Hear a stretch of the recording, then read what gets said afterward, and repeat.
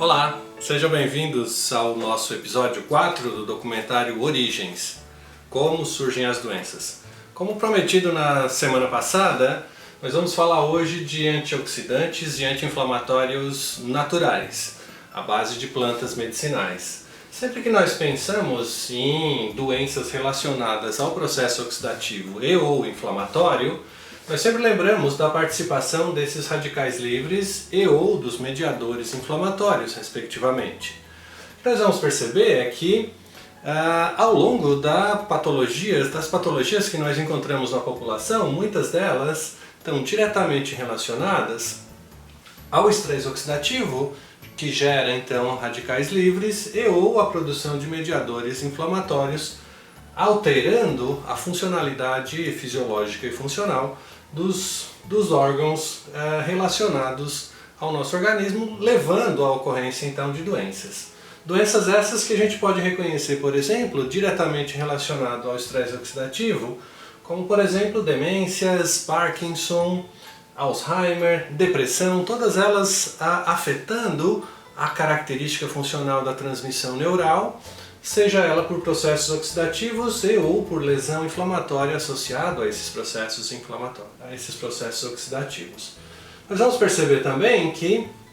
muitas das doenças que nós temos hoje no corpo humano são decorrentes da produção desses mediadores, como por exemplo estomatites, amidalites, esofagites, apendicites, colites, nefrites, artrites, tendinites e tantas outras lesões inflamatórias que causam modificações fisiológicas e funcionais no nosso organismo, levando ao prejuízo do funcionamento do nosso corpo.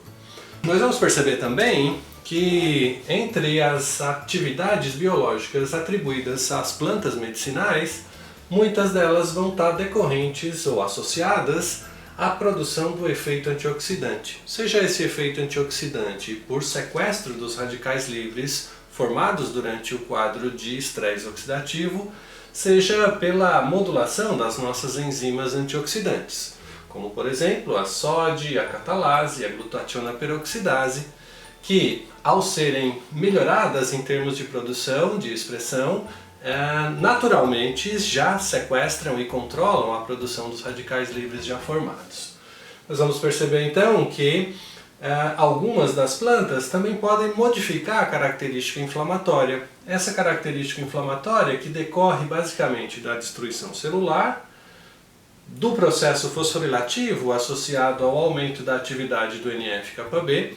e o NF-κB então produzindo a transcrição de informações gênicas para a expressão de uma série de proteínas envolvidas no processo de intensificação da resposta inflamatória, como por exemplo a interleucina 12, como por exemplo a interleucina 1, óxido nítrico sintase induzida, ciclooxigenase do tipo 2 e lipoxigenase, que modulam a produção de prostaglandinas leucotrienos, respectivamente, e que levam à ocorrência de sinais clássicos associados à inflamação,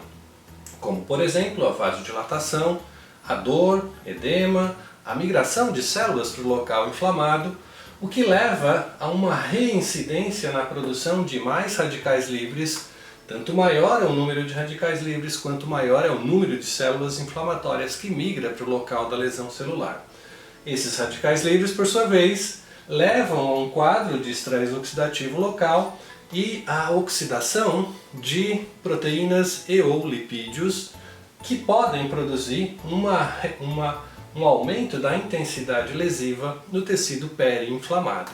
Isso, obviamente, cria um ciclo inflamatório que se cronifica e ou entra em processo de resolução, dependendo da evolução da patologia inflamatória. O que nós vamos perceber também é que muitas das plantas que são utilizadas com esse fim, anti-inflamatório e ou antioxidante,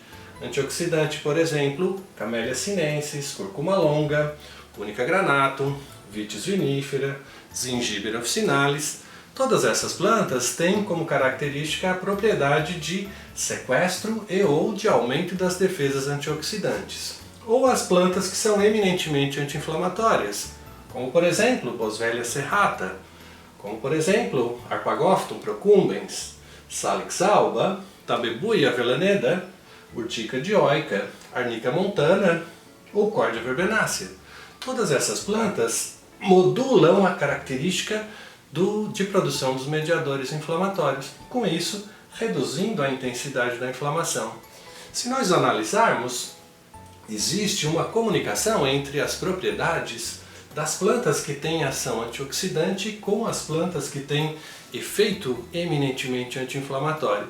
E essa repertorização pode nos permitir a associação efetiva de plantas para a melhoria da qualidade clínica do tratamento fitoterápico. E é exatamente sobre isso, sobre o processo de repertorização e como usar adequadamente a associação das plantas para garantir uma eficácia maior no tratamento, é que nós vamos falar na nossa próxima semana.